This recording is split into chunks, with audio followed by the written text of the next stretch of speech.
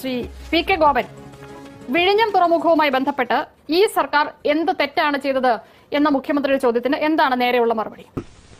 ഒരു കാര്യം മറ്റടുത്ത ചോദ്യം ചോദിക്കില്ല. അദാനിയുടെ ലാഭത്ര ഈ 2000 കോടി ചെലവഴിച്ച ആൾക്ക് 13,000 കോടി ലാഭം. ഇനി 13,000 ആണോ ലാഭം? ബാക്കി വീണ്ടും അദ്ദേഹത്തിന്റെ ഷെയർ അവിടെ കിടക്കുക 51%. അതിനും ഈ 13,000 കോടി ഉണ്ട്. അപ്പൊ 2000 കോടി ചെലവഴിച്ചാൽ 27,000 കോടി രൂപ ലാഭം, അല്ലെങ്കിൽ 26,000 കോടി രൂപ ലാഭം. ഇതല്ലേ വസ്തുത? രണ്ടാമത്തെ പോയിന്റ് എന്താ ഞങ്ങൾ പറയുന്നത്? MSC ഞങ്ങൾക്ക് തർക്കമില്ല, അവർ കപ്പലും വന്നു, നമ്മുടെ തുറമുഖം വികസിക്കണം. പക്ഷേ അത് വ്യത്യസ്ത കമ്പനികൾ വന്ന് ഒരു മത്സര ബുദ്ധിയോട് കൂടിയുള്ള ഒരു അവസരം ഉണ്ടാവണം. ഒരു കമ്പനിക്ക് മൊണോപ്പൊളി ഉണ്ടാകാൻ പാടില്ല. ഇതല്ലേ രണ്ടാമത്തെ ഞങ്ങളുടെ വാദം. മൂന്നാമത്തെ വാദം എന്താ?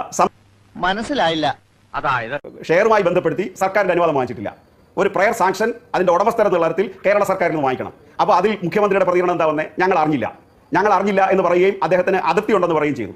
ഇതിന് അതിർത്തിക്ക് അപ്പുറത്തേക്ക് അദാനിയുമായിട്ട് ഒരു ഇടപെടലിന് അദ്ദേഹത്തിന് താല്പര്യമില്ല. അപ്പോഴാണ് നമ്മൾ വേറെ ചില യാത്രകളും ഇതുവരെ ഞങ്ങൾ എത്ര ചോദിച്ചാലും, നിശ്ചയം ആവശ്യമായി ചോദിച്ചാലും, ആരും വന്ന് ചോദിച്ചാലും കോൺഗ്രസിന്റെ ഭാഗത്തു നിന്ന് അല്ലെങ്കിൽ ശ്രീ VD സതീശന്റെ ഭാഗത്ത് ഒരു ഉത്തരവില്ല അദ്ദേഹത്തിന്റെ യാത്രയെ സംബന്ധിച്ച്. ഇതിനല്ലെങ്കിൽ ഇതിനാന്ന് പറ. ശരിക്കും നിങ്ങളുടെ പ്രശ്നം എന്താണ്? വിഴിഞ്ഞം തുറമുഖത്തിൽ അദാനിയുടെ ഷെയർ മേടിക്കാൻ വേണ്ടിയിട്ട് MSC കമ്പനി 13,000 കോടിയുടെ ഓഹരി വിൽപ്പനയുമായി ബന്ധപ്പെട്ട് ആലോചനകളുമായി ബന്ധപ്പെട്ട് MSC കമ്പനി വരുന്നു. നിങ്ങൾക്ക് അത് താല്പര്യമില്ലേ? MSC കമ്പനി വിഴിഞ്ഞത്ത് വരണ്ടേ? അദാനിയുടെ ഷെയർ അവർ എടുക്കണ്ടേ? 13,000 കോടിയുടെ ഇൻവെസ്റ്റ്മെന്റ് വിഴിഞ്ഞം തുറമുഖത്തിൽ വരണ്ടേ? എന്താ നിങ്ങളുടെ പ്രശ്നം? എന്താ? ഇനി VD സതീശൻ മുഖ്യമന്ത്രി ആയതിനു ശേഷം ഇത്തരത്തിലുള്ള ഒരു തീരുമാനത്തിലേക്ക് പോകുന്നതാണോ പ്രശ്നം? അങ്ങനെയാണെങ്കിൽ ഇത് VD സതീശൻ മുഖ്യമന്ത്രി ആകുന്നതിന് മുമ്പേ തുടങ്ങിയിട്ടുള്ള ചർച്ചകളുടെ ഭാഗമാണെന്ന് VN വാസവൻ തന്നെ സ്റ്റേറ്റ്മെന്റിലൂടെ ദേശാഭിമാനി പത്രത്തിന്റെ വാർത്തകളിലൂടെയൊക്കെ നമുക്ക് മനസ്സിലാക്കാവുന്ന ഒരു കാര്യമാണ്. ഇനി സത്യമാണെങ്കിലും എനിക്ക് അംഗീകരിച്ചു കൊടുക്കാൻ പറ്റുമോ?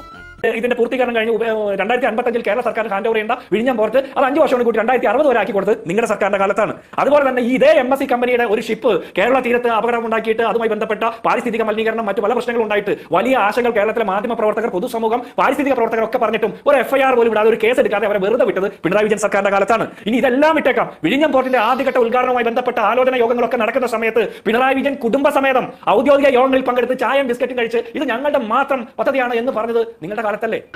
കിട്ടേണ്ടതൊക്കെ കിട്ടിയല്ലോ, സമാധാനമായല്ലോ.